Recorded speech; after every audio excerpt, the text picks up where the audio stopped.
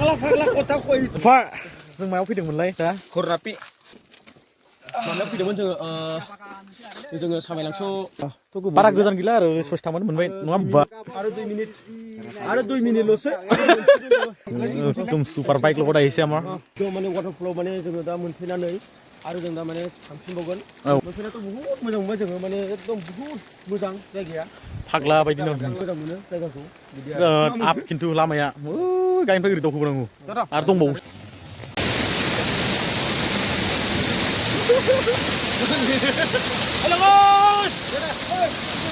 मोनफैबाय आरो ना जायगायाव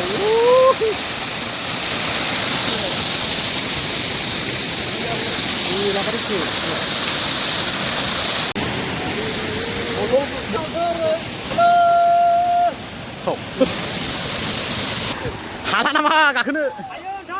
हाला नामा ayo bilai